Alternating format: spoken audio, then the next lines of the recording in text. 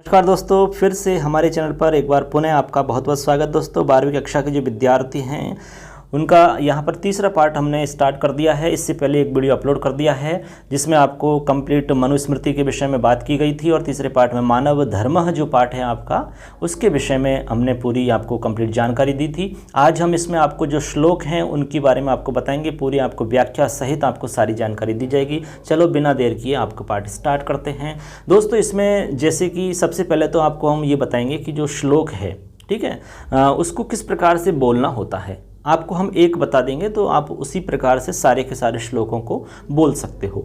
क्योंकि इसलिए ये बताना ज़रूरी है क्योंकि जो श्लोक आप पढ़ रहे हो तो श्लोक बोलना आना ज़रूरी है, ठीक है। केवल उसका अर्थ पढ़ लिया और एक गद्य की तरह उसको आपने पढ़ लिया तो ये बहुत वो नहीं है। आपको साहित्य का आनंद की जो अनुभूति साहित्य में होती है वो साहित्य का आनंद आप नहीं ले सकते। तो उसके लिए आपको ये जो चीज़ें जैसे छंद का ज्ञान है, अलंकार से संबंधित कुछ जानकारी है, ये सारी चीज़ें आप यदि जानकारी रखते हैं और इसके आधार पर यदि आप उच्चारण करेंगे तो आपको बहुत अच्छा लगेगा, बहुत ही आपको आनंद की अनुभूति होगी और आप फटाफट यूं ही गाते गाते आप सब कुछ सीख जाओगे, ठीक है। तो आपको सबसे पहले तो हम ये बता देते हैं कि इसमें आप जैसे देख पा रहे हैं, जो आपका पहला श्लोक जैसे ये दिख रहा है, ठीक है। तो इसमें आप जैसे वर्ण की हम काउंट करते हैं तो वर्ण इसमें देखो 1 2 3 4 5 6 7 8 9 10 11 12 13 14 15 16, यानी एक पंक्ति में 16 दिख रहे हैं। तो इसका मतलब सिंपल सा ये हुआ कि इसमें आपके अनुष्टुप छंद है, ठीक है। अब अनुष्टुप छंद को हम किस प्रकार से बोलेंगे, क्योंकि इसमें जितने भी श्लोक हैं दोस्तों वो सारे के सारे अनुष्टुप के ही दिए हुए हैं। तो आपको एक हम बताएंगे तो आप एक से सीख जाना है, ठीक है। जो भी बच्चा मान लो गाना नहीं जानता श्लोक को, वो आज इस वीडियो को देख करके आप अनुष्टुप को कैसे गाते हैं उसके आधार पे आप और भी श्लोक गा सकते हो। तो आप इसमें से एक श्लोक गाना सीखेंगे, उसके बाद में आप सारे गा सकते हो, कहीं दिक्कत नहीं आएगी। आराम से आप गाइए, खेतों में घूम रहे तो गाइए, रास्ते में चलते चलते गुनगुनाते रहिए, बहुत आनंद की अनुभूति आपको होगी। चलिए पहला श्लोक हम आपको बोलकर बता रहे हैं। श्रुतिस्मृत्योदितं धर्मम् अनुतिष्ठन् हि मानवः इह कीर्तिम् अवाप्नोति प्रेत्य चानुत्तमं सुखम्। एकाक्षरं परं ब्रह्म प्राणायामः परन्तपः सावित्र्यास्तु परं नास्ति मौनात् सत्यं विशिष्यते। तो इस प्रकार से आप बोल सकते हो बच्चों, श्रुति स्मृत्योदितम धर्मम। अब इसको हम थोड़ा टुकड़े इसलिए किए क्योंकि आसान हो जाए आपको समझने के लिए। श्रुति स्मृत्योदितम धर्मम अनुतिष्ठन् हि मानवः इह कीर्तिमवाप्नोति प्रेत्य चानुत्तमं सुखम, ठीक है। तो ये तो हमने इसलिए बताया क्योंकि आप गा करके आनंद ले सकते हो, श्लोक को अच्छे से गा सकते हो, बिल्कुल फ्री रह करके आप गाइए। जहाँ भी आप जा रहे हैं, घूम रहे हैं, फिर रहे हैं तो आपको बहुत आनंद की अनुभूति मिलेगी। आप ऐसा करके देखिए, तब आप बताना, हमें कमेंट करके बताना आपने गाने की कोशिश की या नहीं की और आपको कैसा लगा, ठीक है। चलिए दोस्तों, अब इसमें आपका जो पहला श्लोक है इसके बारे में हम बात करते हैं। तो पहला श्लोक है आपका श्रुति स्मृत्योदितम धर्मम अनुतिष्ठन् हि मानवः इह कीर्तिमवाप्नोति प्रेत्य चानुत्तमं सुखम। यानी मतलब ये हुआ सिंपल सा कि अब इसमें सबसे पहले तो देखो दोस्तों, आपको यदि आप श्लोक है, कोई भी श्लोक का अर्थ आपको समझना है, ठीक है। आपके एग्जाम में भी श्लोक का अर्थ आपसे पूछा जा सकता है, इसमें से कोई सूक्ति आपसे पूछी जा सकती है, उसका भावार्थ आपसे करवाया जा सकता है, ठीक है। तो इसमें आपको सबसे पहले तो अन्वय की जानकारी आपको होनी चाहिए। अन्वय से होता क्या है, आपके पूरे श्लोक का जो अर्थ है वो व्यवस्थित हो जाता है, ठीक है, एकदम व्यवस्थित हो जाता है। तो अन्वय हम एक तो खंडान्वय विधि से करते हैं, एक दंडान्वय विधि से करते हैं। तो कुल मिला के आपको समझना है कि जो पूरा श्लोक है उसको एक पंक्ति में आपको विभक्त करना है, ऐसे एक लाइन में बनाना है उसको कंप्लीट। तो वो आपका क्या हो जाएगा, अन्वय हो जाएगा। अन्वय हालांकि आपको पुस्तक के अंदर भी मिल जाएगा, तो आप पुस्तक की सहायता भी ले सकते हो जिसमें आपको आसान हो जाएगा। अन्वय थोड़ा सा आपको समझ में आता है तो आप क्या है, आसान हो जाएगा आपको ये श्लोक समझना। तो इसमें आपको हम अन्वय बताते हैं। तो अन्वय है इसका इसी में से जैसे कि ही मानवाः श्रुति स्मृति उदितम धर्मम अनुतिष्ठन् इह कीर्तिम अवाप्नोति प्रेत्य च अनुत्तमम सुखम, ठीक है। तो ये तो इसका क्या हुआ, अन्वय हुआ, अन्वय हालांकि पुस्तक में मिल जाएगा आपको। अब इसमें होता क्या है, जब अन्वय हम करते हैं तो इसमें जो आपके जैसे कि श्लोक के अंदर जो आपको दिख रहे हैं जैसे शब्द हैं, तो उनको क्या विच्छेद कर दिया जाता है, उनके टुकड़े कर दिए जाते हैं। जितना आप समझ में आ रहा है आपके, तो उसको हम उसको विच्छेद कर देंगे। जैसे आपका ये पहला है, जैसे ये लिख रहा है श्रुति स्मृति उदितम, तो इसमें श्रुति ही, स्मृति और उदितम, ये तीन है, तो हम तीनों को अलग अलग इसमें लिखेंगे। जैसे एक तो हो गया श्रुति, ठीक है, और एक हो गया स्मृति, ठीक है, और एक हो गया फिर उदितम, उदितम। अब इसमें हमने क्या है, एक शब्द है आपका ये वाला, देखो आप अच्छे से देखो इसको, एक को समझो आप अच्छे से, फिर उसके बाद में आपको आगे दिक्कत नहीं आएगी। अब इसको हमने एक को अलग अलग इसका विच्छेद किया, इसको हम संधि विच्छेद ऐसे मान लो आप। तो जिसमें आपको लिखा हुआ श्रुति, ठीक है, फिर लिखा स्मृति, ठीक है, अब इसके बाद में हमने लिखा उदितम। अब इनको सबको जोड़ोगे आप तो आपका ये वाला शब्द बन जाएगा, जैसे आप इसको देख पा रहे हैं, तो बन जाएगा श्रुति स्मृत्योदितम।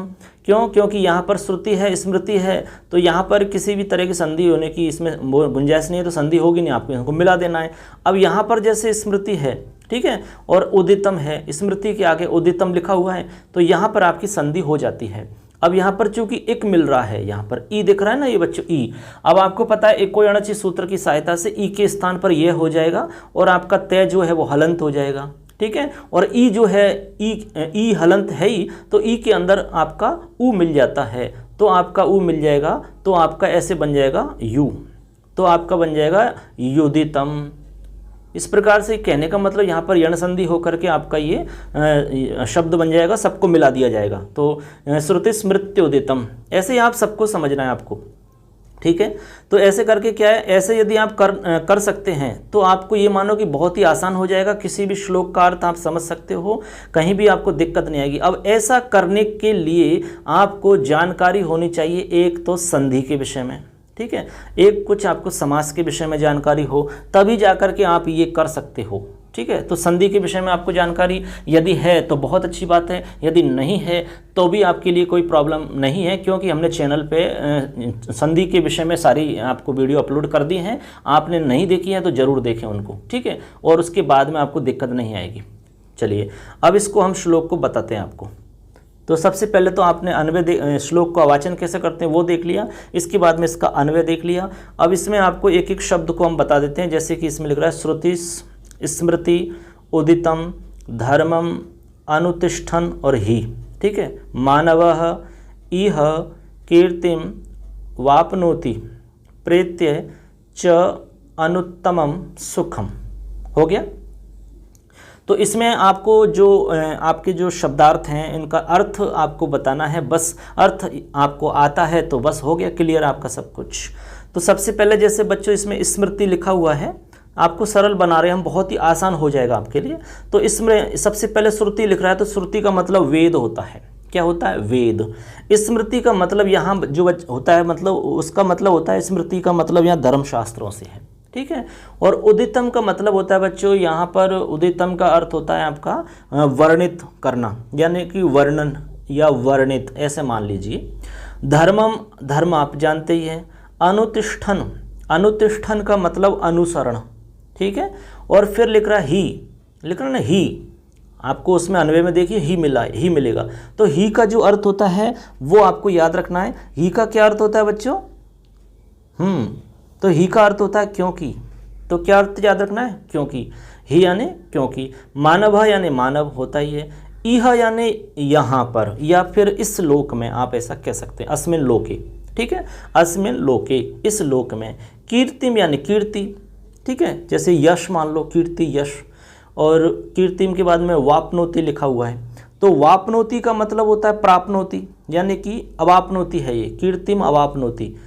इसमें जो कीर्तिम में म है वो हलंत है, इसलिए इसका जो अ है वो निकलेगा तो वापनोति में जुड़ेगा तो अवापनोति बनेगा। तो यहाँ अवापनोति है तो इसका अर्थ हो जाएगा प्राप्नोति, यानी प्राप्त करता है। अब एक शब्द है प्रेत्य।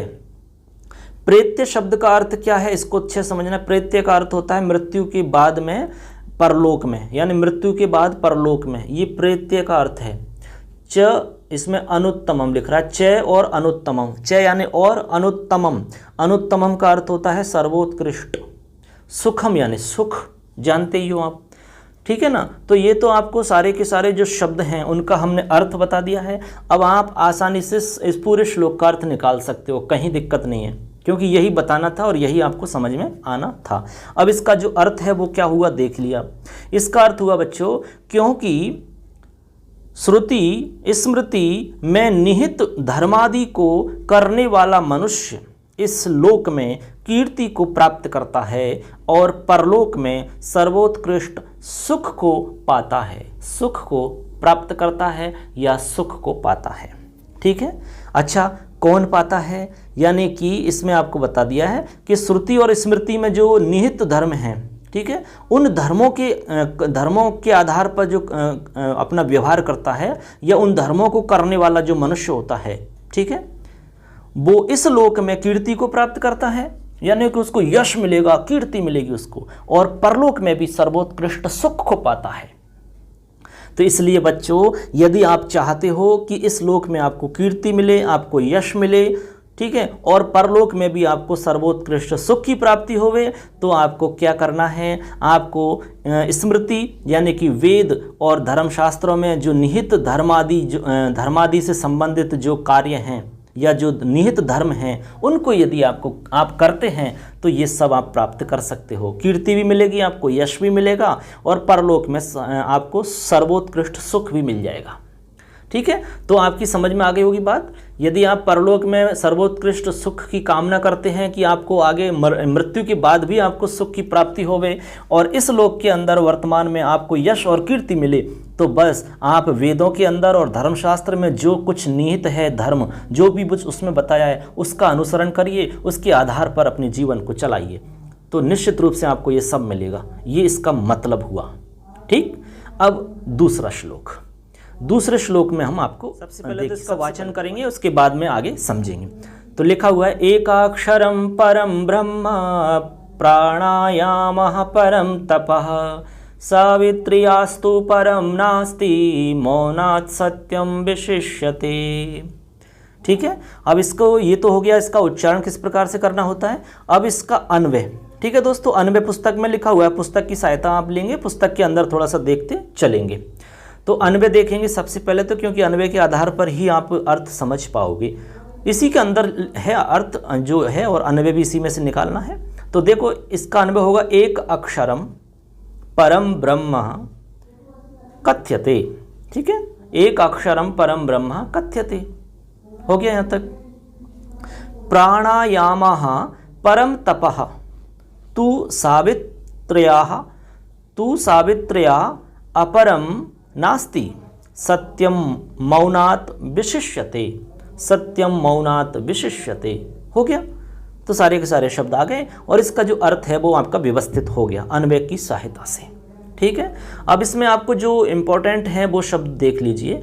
इसमें जो मेन है ना आपके, जो देखेंगे वो आपको समझ में, जैसे एक अक्षरम, ठीक है, लिखा हुआ है एक अक्षरम, तो एक अक्षरम ऐसे मान लीजिए पूरा पूरा। परम है ब्रह्म, प्राणायाम परम तपः सावित्र्यास्तु परम नास्ति मौनात् सत्यम विशिष्यते। अब एक एक शब्द का यदि अर्थ आप समझ जाते हो तो आराम से श्लोक का अर्थ आपको समझ में आ गया, कहीं दिक्कत नहीं है आपको बच्चों। बस चैनल पर बने रहिए और पूरा का पूरा वीडियो देखिए, अपने दोस्तों को भी बताइए, क्योंकि ज्ञान को बांटने से आपका ज्ञान बढ़ेगा, ना कि कम होगा। ठीक है। तो इसमें आप देखेंगे अर्थ हम बताते हैं। तो एकाक्षरम का मतलब होता है बच्चों ओमकार। क्या अर्थ होता है? ओमकार, ओम, एकाक्षरम यहाँ पर ओम। ठीक है। तो ओम के अंदर आपके एक अक्षर है तो उसमें आपको समाहित है सब कुछ, ओम। तो एकाक्षरम का मतलब ओम। ठीक है। ओम हम जानते ही हैं, जैसे बोलते हैं ना ओम का उच्चारण करते हैं, तो एकाक्षरम ओम। परम, तो इसमें आपको याद रखना है परम। परम का मतलब क्या होता है? श्रेष्ठ।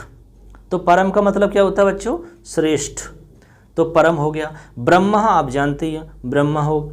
ठीक है। इसके बाद में प्राणायाम, तो प्राणायाम यानी प्राणायाम जानते हो आप।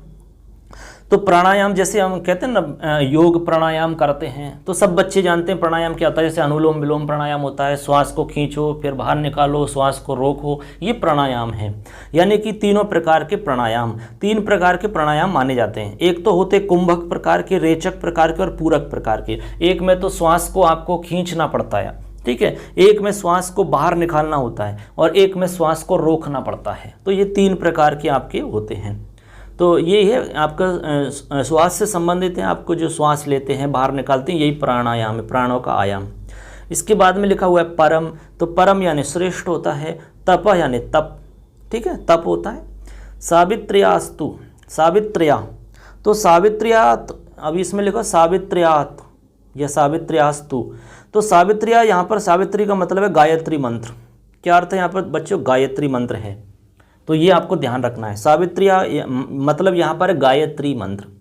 परम यानी श्रेष्ठ है, नास्ति यानी नहीं है। मौनाथ, मौनाथ का मतलब होता है मौन, कहते हैं ना मौन बैठे रहो, चुपचाप बैठे रहो, मौन, चुप बैठ जाओ। कक्षा में आवाज़ हो रही है, हमने कहा मौन रहो सब, चुप रहो, तो ये मौन हो गया। सत्यम यानी सत्य, विशिष्यत यानी विशेष या फिर अधिक श्रेष्ठ या श्रेष्ठतर, ठीक है। तो ये आपको सारे शब्दों का अर्थ हमने बता दिया है। ये सब हम इसलिए बता रहे हैं क्योंकि आपके लिए इस श्लोक को समझना ज़्यादा से ज़्यादा आसान हो जाए, यही हमारा उद्देश्य है, ठीक है ना। और यही आपका भी उद्देश्य होगा कि आपको ये समझ में आ जाए। अब इसमें से आपके एग्जाम में कैसे भी कुछ भी पूछा जाएगा ना, तो आप ज़रूर उत्तर दे दोगे यदि ये आपने वीडियो सुना है अच्छे से, ठीक है। चलिए अब इसका अर्थ समझो आप क्या हुआ। एक अक्षर वाला ओम परब्रह्म परमेश्वर है, ठीक है, यानी कि परब्रह्म है। परब्रह्म का मतलब परमेश्वर है। कौन है? एक अक्षर वाला ओम, यही परब्रह्म है, यानी यही परमेश्वर है, ठीक है। कौन है परमेश्वर? एक अक्षर वाला ओम, ठीक। आगे है प्राणायाम परम तप है, लिख रहा है ना प्राणायाम परम तप, सीधा सीधा ही है। प्राणायाम जो है वो परम तप है, सबसे बड़ा तप, श्रेष्ठ तप यदि है तो वो है प्राणायाम। प्राणायाम क्या होता है हमने बता ही दिया आपको, स्कूल में करवाते हैं ना सर आपसे, प्राणायाम करो, योगासन करो वो। तथा सावित्री से बढ़कर के कोई मंत्र नहीं है, सावित्री से बढ़कर के कोई मंत्र नहीं है, मतलब क्या हुआ? सावित्री का मतलब गायत्री मंत्र, तो गायत्री मंत्र से बढ़कर के कोई भी मंत्र नहीं है। और आगे है मौन, मौन की अपेक्षा सत्य श्रेष्ठ है, यानी मौन रहने की अपेक्षा सत्य बोलना ज़्यादा श्रेष्ठ है। जैसे मान लो आप आपने कोई कुछ देखा, ठीक है, चाहे वो गलत कार्य हो सकता है, चाहे वो अच्छा कार्य हो सकता है, तो वहाँ पर यदि आप मौन रहते हैं, ठीक है, और एक आप बोलते हैं, 2 बातें हैं, या तो आप मौन रहते हैं या फिर आप बोलते हैं वहाँ पर, तो इसमें एक कहा गया है कि मौन की अपेक्षा सत्य बोलना ज़्यादा अच्छा है। आप मौन नहीं रहें बल्कि आपको क्या सत्य बोलना है, तो सत्य बोलना मौन रहने से ज़्यादा श्रेष्ठ माना गया है।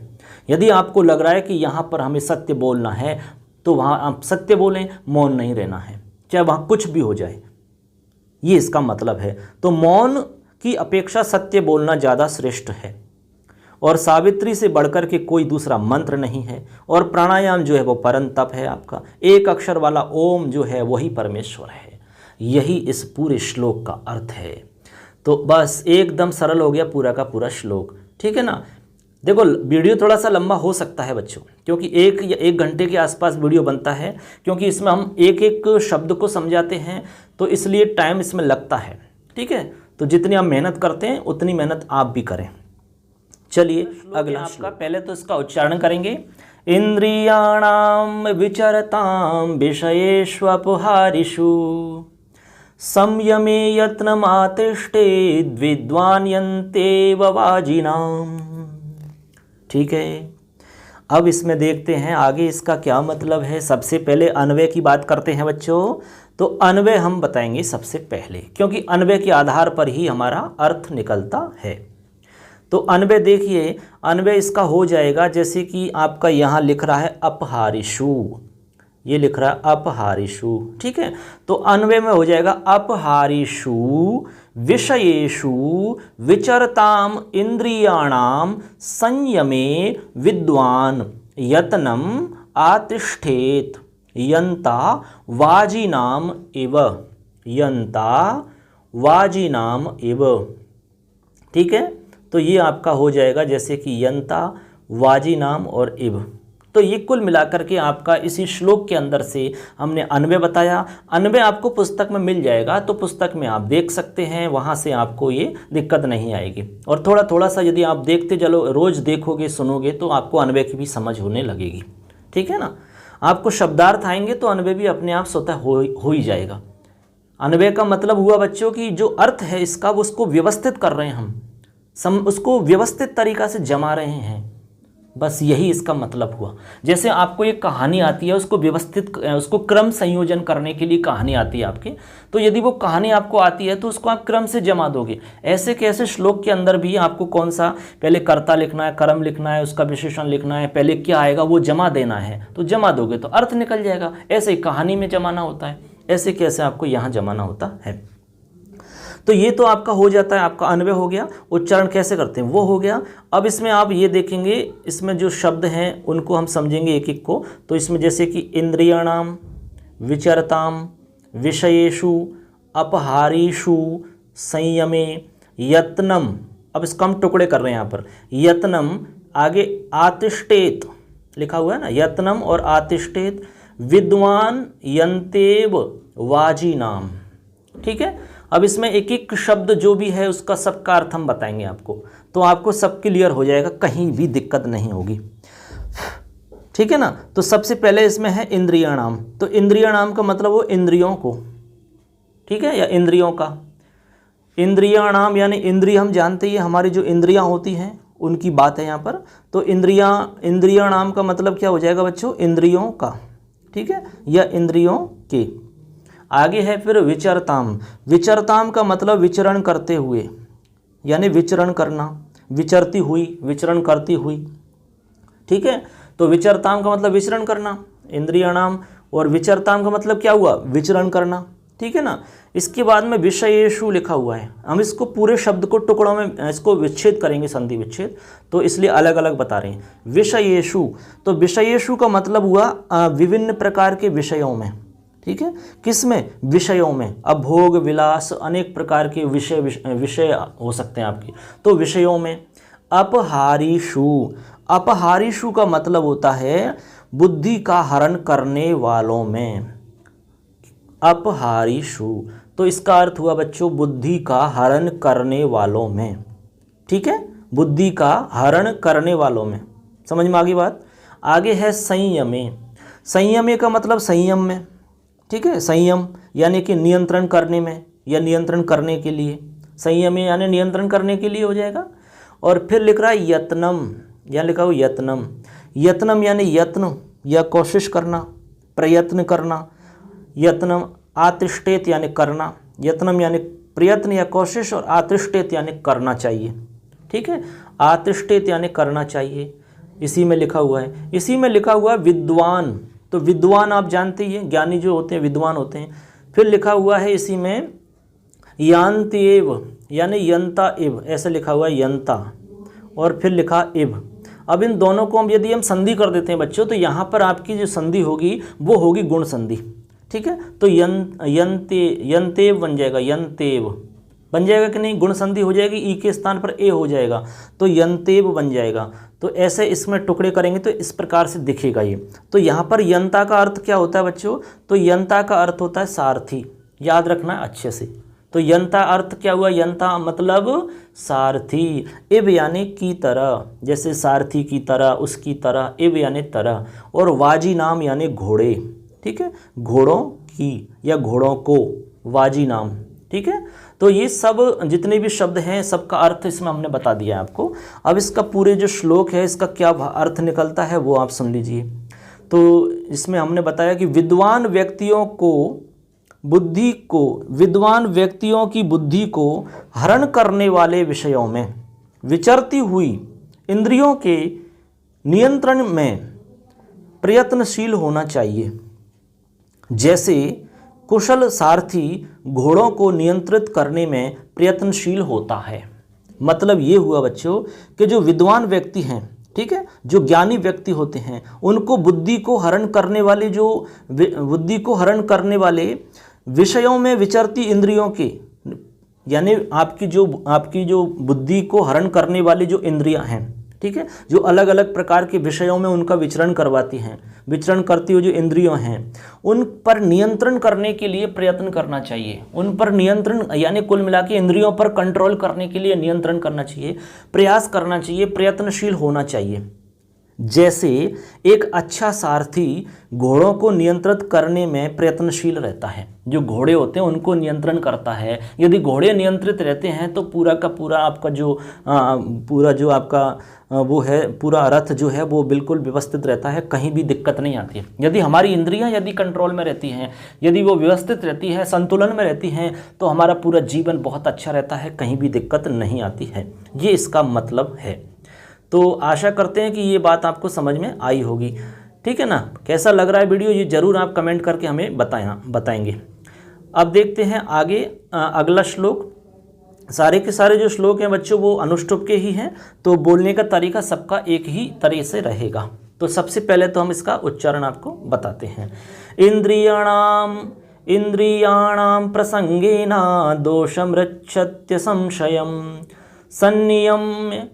संनियम्य तु तान्येव तथा सिद्धिं नियच्छति। तो देखिए यहाँ पर सबसे पहले तो हमने उच्चारण किया इसका। अब देखो इसको हम किस प्रकार से आप लोग हो जाता है, अब इसको अपने को समझना है, ठीक है ना। तो इसमें वो भी उच्चारण बताया था आपको करके।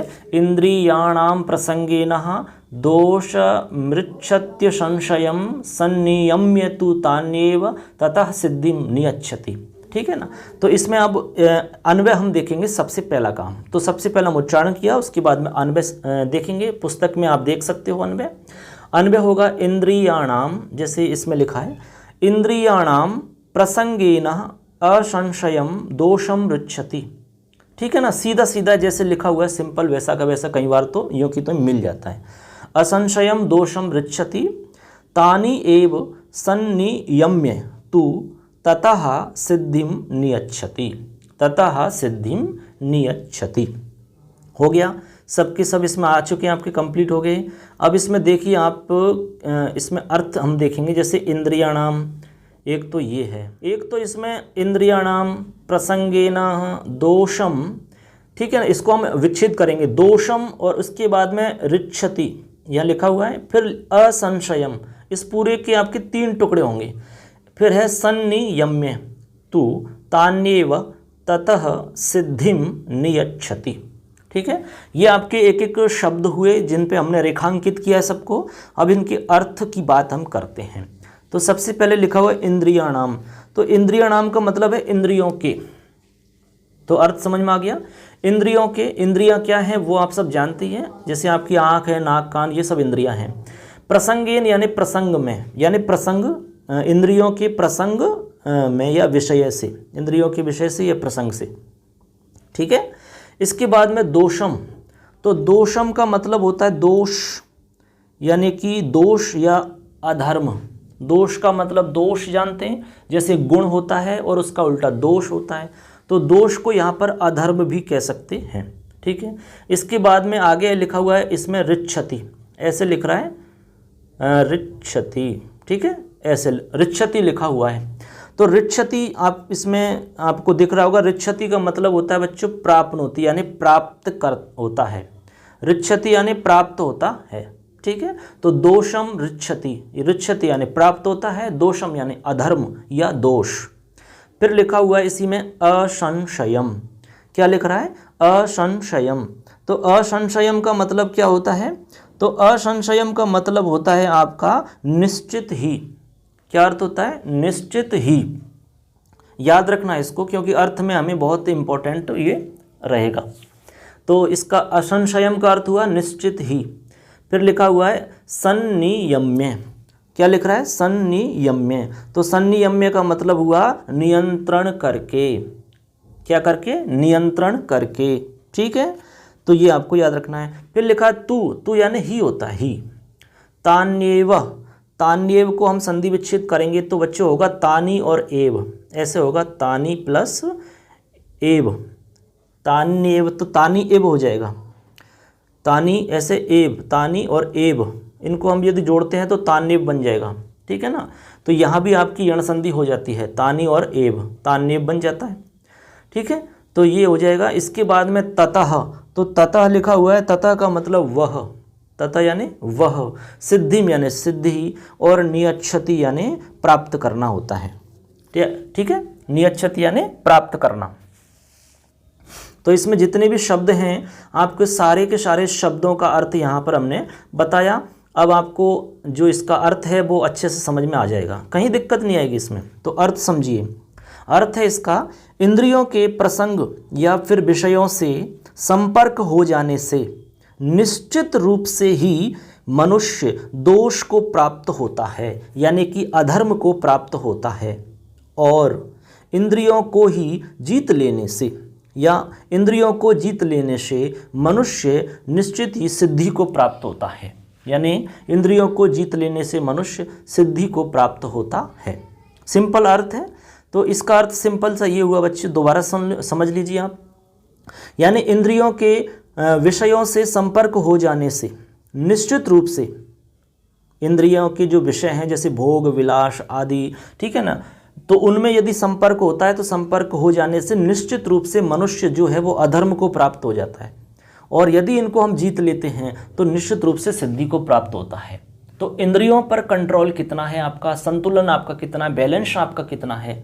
जैसे मान लो आपकी इच्छा हुई कि नहीं मुझे ये चीज़ खानी है, अब वहाँ पर आप कितना कंट्रोल कर पा रहे हो, वो है आपकी इंद्रियों पर आपका बैलेंस कितना, आपका नियंत्रण कितना है, ठीक है। क्योंकि आपको जो चीज़ दिख रही है वो ज़रूरी नहीं कि वो आपकी हो जाए, और वो आपकी वश की बात नहीं है कि हर चीज़ आपकी हो जाए। क्योंकि इंद्रियां जो है हमारी वो तो बहुत चंचल होती है, हर चीज़ पर नज़र डालती हैं और हर चीज़ अपने को अच्छी लगती है। तो वो जो अच्छी चीज़ लग रही है वो सारी आपकी हो जाए, ऐसा संभव नहीं होता है। तो हमें उन पर कंट्रोल करना पड़ता है, उनको समझाना पड़ता है, उनको अपने वश में करना पड़ता है, ठीक है ना। तो यही कह रहे हैं कि इंद्रियों को जीत लेने वाला मनुष्य सिद्धि को प्राप्त करता है, और जो नहीं जीत पाता है वो अधर्म को प्राप्त करता है। ये इसका अर्थ हुआ। तो समझ में आ गया होगा, एकदम सरल है और एक एक चीज़ को बता दिया है इसलिए आसान हो गया है। तो यहाँ तक तो आपके 4 श्लोक हैं, इसमें 5वें श्लोक की हम इसमें बात कर रहे हैं। सबसे पहले तो इसमें आपको वही, सबसे पहले तो उच्चारण देखेंगे, उसके बाद में आप इसमें अन्वय देखेंगे, और फिर इसमें एक एक शब्द का अर्थ देखेंगे, और फिर इस पूरे श्लोक का अर्थ हम देखेंगे। तो सबसे पहले क्या देखना है आपको, इसमें आपको देखना है कि कैसे हम बोलेंगे। हालांकि हमने एक बोल के बताया था ना, हमने कहा कि भाई उसी प्रकार से सारे के सारे आप बोल सकते हो। तो आपको भी प्रयास करना है, आपको भी कोशिश करनी है, आप भी बोल सकते हो। तो लिखा हुआ है, न जातु कामः कामानाम उपभोगेन शाम्यति, हविषा कृष्ण वर्त्मेव भूया एवा विवर्धते। ठीक है, तो ये आपका श्लोक हो गया। अब इसमें सबसे पहला जो काम है हमारा अन्वय का है। तो आप पुस्तक की सहायता लीजिए, पुस्तक में आप देखते चलेंगे तो अन्वय आपको मिलता रहेगा। तो इसमें सबसे पहले हम देखेंगे, देखिए, तो इसमें आप देखेंगे कि जो अन्वय है उसको हम कैसे निकालेंगे। इसी में से अन्वय मिलेगा आपको। न जातु कामः कामानाम उपभोगेन, तो यहाँ पर टुकड़े हैं, जैसे कि या तो लिख रहा है न जातु कामः, फिर कामानाम, ठीक है। अब कामानाम में फिर इसमें जो उ है उसको जोड़ के आगे दूसरा शब्द बन रहा है उपभोगेन, हो गया। शाम्यति यों की तो ही है। हविषा कृष्ण वर्तमा इव, तो इसको आप कृष्ण वर्तमेव भूयः एव अविवर्धते, एव अविवर्धते, इसके टुकड़े हम कर सकते हैं, ठीक है। तो इसका जो आपका अन्वय होगा वो इस तरह से होगा बच्चों, कामानाम उपभोगेन, ठीक है, यहीं से लिखा हुआ है, सब यहीं से मिल रहा है आपको। कामानाम उपभोगेन न जातु कामः शाम्यति, हविषा कृष्ण वर्तमा इव भूया एव अभिवर्धते, ठीक है, भूया एव अभिवर्धते। ये आपका क्या हो गया, अन्वय हो जाता है, ठीक है। अब अन्वय होने के बाद में आपको शब्दों का अर्थ समझना है, ठीक। अब देखो सबसे पहले इसमें लिख रहा है बच्चों न, क्या लिख रहा है, न लिख रहा है, जैसे ये दिख रहा है आपको न, तो न यानी नहीं होता है, न यानी नहीं। फिर लिखा हुआ है जातु, जातु यानी क्या होता है बच्चों, अच्छा ठीक है, जातु यानी होता है कभी, कदाचित, तो जातु यानी क्या होता है बच्चों, कभी, ठीक है। इसके बाद में कामः, तो कामः का मतलब होता है इच्छा, कामः यानी इच्छा, ठीक। इसके बाद में लिखा हुआ है कामानाम, तो इच्छाओं का, कामानाम यानी इच्छाओं की या इच्छाओं का। इसके बाद में उपभोगेन लिखा हुआ है, उपभोगेन। तो उपभोगेन का मतलब उपभोग करने से है, ठीक है, उपभोग को करना, उनका भोग करना, ठीक है। इसके बाद में शाम्यति, शाम्यति का मतलब शांत होना है, यानी कि शांत होती है, शाम्यति यानी शांत होती है। हविषा, फिर लिखा हुआ है हविषा। तो हविषा का मतलब क्या होता है बच्चों? हविषा, हविषा का जो अर्थ होता है वो होता है आहुति के द्वारा। हविषा यानी क्या होता है? आहुति द्वारा, ठीक है, आहुति द्वारा। फिर लिखा हुआ है कृष्णवर्तमेव, ये लिख रहा है ना, कृष्णवर्तमेव। तो कृष्णवर्तमेव का जो अर्थ हुआ वो अर्थ होता है आपका अग्नि की तरह। इव यानी तरह, कृष्णवर्तम यानी अग्नि। तो इसका जो अर्थ होगा बच्चों वो होगा अग्नि की तरह, ठीक है। अब लिखा हुआ भूयः, लिख रहा है ना यहाँ भूयः। तो भूयः का अर्थ होता है पुनः। क्या अर्थ होता है? पुनः। एव लिखा हुआ है आगे, एव यानी ही अभिवर्धते। तो अभिवर्धते का मतलब क्या हुआ? बढ़ना होता है या वृद्धि होती है, ठीक है ना। अभिवर्धते यानी बढ़ना या वृद्धि होना। तो कंप्लीट आपको जितने भी शब्द इसमें दिए हुए हैं सब का अर्थ आपको बता दिया है, ठीक है। अब आपको आराम से इसका अर्थ समझ में आ जाएगा, कहीं भी दिक्कत नहीं आएगी। तो इसका अर्थ देखो आप। तो इसका अर्थ हुआ बच्चों कि इच्छाओं के अनुकूल भोग को भोगने से, इच्छाओं के अनुकूल भोग को भोगने से इच्छा की पूर्ति नहीं होती है, किंतु जैसे आग में घी डालने से अग्नि और अधिक बढ़ती है, उसी तरह इच्छा में वृद्धि होती है, उसी तरह इच्छा में वृद्धि हो जाती है। मतलब समझे? इसका मतलब ये हुआ दोस्तों कि जैसे मान लो हम एक इच्छा को पूरा करते हैं, तो जैसे आपकी एक इच्छा पूरी होती है उसी में से आपकी दूसरी इच्छा फूट पड़ती है। जैसे आप उसको अगली इच्छा को पूरा करोगे तो आपकी अगली इच्छा और दूसरी इच्छा हो जाएगी, इसके बाद में उसको इच्छा को पूरा किया तो और इच्छाएं हो जाएंगी। यानी कि मनुष्य की अनंत इच्छाएं होती हैं जो कभी भी शांत नहीं हो सकती। जैसे उदाहरण बताया है कि आग में आप घी डालिए तो कभी भी आग कम नहीं हो सकती, बल्कि आग ज़्यादा बढ़ेगी, उसमें और ज़्यादा वृद्धि होती है, ना कि कम होती है। तो यही इसमें समझाया गया है कि इच्छाओं के अनुकूल भोग को भोगने से इच्छा की पूर्ति नहीं होती है। तो हमें ज़रूरी नहीं कि आपकी जो इच्छा हो रही है वो सब कर सकते हो, क्योंकि इच्छाएं तो इच्छाएं हैं, ये तो चंचल हैं, कुछ भी हो सकती हैं। आपके पकड़ में वो चीज़ है कि नहीं। तो कहने का मतलब है संतोष होना चाहिए जीवन के अंदर, चाहे वो इच्छाएं कैसी भी आपकी हैं। वो संतोष की बात है कि संतोष ही परम सुखम, यानी संतोष ही जो है वो परम सुख को प्राप्त करने वाला होता है। इसीलिए आपको ये ध्यान रखना है कि आपकी जितनी भी इच्छाएं वो सीमित इच्छाएं हों, ऐसी नहीं कि जो आपके एरिया से बाहर हो, जो आपकी पकड़ में ही नहीं हो। ऐसी इच्छाएं करना तो व्यर्थ की बात होती है। अब ऐसा करने से होता ये है कि बच्चों जैसे मान लो आपने कोई इच्छा की और वो इच्छा आपकी दमित हो जाती है, वो इच्छा आपकी पूरी नहीं होती है, तो वो आपको बहुत ज़्यादा परेशान करती है, वो आपके दिमाग में घूमती रहती है। आपने जैसे कोई तैयारी की, नौकरी की, आपकी बहुत इच्छा थी, लेकिन आपने मेहनत करने के बावजूद भी आपका मान लो नौकरी में नंबर नहीं आता है, तो आपकी जो नौकरी लगने की जो इच्छा थी ना वो बहुत ज़्यादा हावी हो जाती है। तो कई बार आपकी जो इच्छाएं हैं वो बहुत ज़्यादा हावी हो जाती हैं, तो व्यक्ति कुंठित हो जाता है और भग्नाशा से ग्रस्त हो जाता है। ऐसे कई लोग जो भग्नाशा से ग्रस्त होते हैं, कुंठित होते हैं, वो आत्महत्या तक कर लेते हैं। ऐसे बहुत सारे उदाहरण आपने भी देखे होंगे। बहुत सारे पढ़ने वाले बच्चे होते हैं, रिजल्ट आने के बाद में उनकी इच्छाएं पूरी नहीं होती हैं, माता पिता की इच्छाएं जुड़ी रहती हैं, परिवार वालों की इच्छाएं, समाज वालों की इच्छाएं, रिश्तेदारों की इच्छाएं होती हैं उनमें सबकी, कि नहीं हमारी इच्छा है कि हमारा बच्चा सबसे आगे रहना चाहिए, प्रथम आना चाहिए, डॉक्टर बनना चाहिए, ऐसी इच्छाएँ रहती हैं। अब वो पूरी नहीं हो पाती हैं तो बच्चा आत्महत्या कर लेता है। ये सब आप जानते हो कि नहीं? इसलिए कहते हैं हर इच्छा पूरी नहीं होती है। आपके जो पकड़ की इच्छा हो वो आपको पूरी करने की चेष्टा करनी चाहिए, उसके लिए आपको कोशिश करनी चाहिए। तो इसमें आपको बात समझ में आ गई होगी, ठीक है ना। एक श्लोक और देख लेते हैं, फिर क्या वीडियो बहुत लंबा हो जाएगा, तो ज़्यादा लंबा भी ठीक नहीं है, ठीक है ना। आपको एक एक श्लोक, लगभग 6 श्लोक आपको एक वीडियो में हम बताने की कोशिश करते हैं। तो अगला एक श्लोक और, तो देखो बच्चों इसका हम आपको बताते हैं अब अन्वय, कैसे इसका अन्वय होगा। तो अन्वय जान लेते हैं इसका, उसके बाद में इसका अर्थ जानेंगे। तो अन्वय हो जाएगा इसका, विप्रदुष्ट भावस्य वेदाः त्यागः यज्ञाः नियमाः तपांसि च कर्हिचित् सिद्धिं न गच्छन्ति। ये इसका अन्वय हो जाता है। ठीक है, अब इसमें जो आपके शब्द हैं उनकी अर्थ हम आपको बता देते हैं, जिससे आपको पूरा श्लोक समझ में आ जाएगा। ठीक है, तो सबसे पहला जो आपका, जैसे इसमें आप देख पा रहे हैं लिखा हुआ है आपका वेदाः, तो वेदाः का मतलब वेद होते हैं, हम जानते ही हैं। त्यागः यानी त्याग होता है, त्याग करना। यज्ञाः यानी यज्ञ होते हैं हमारे, जो यज्ञ किए जाते हैं। इसके बाद में नियमांश्च, नियम, जो नियम विधि विधान होते हैं वो।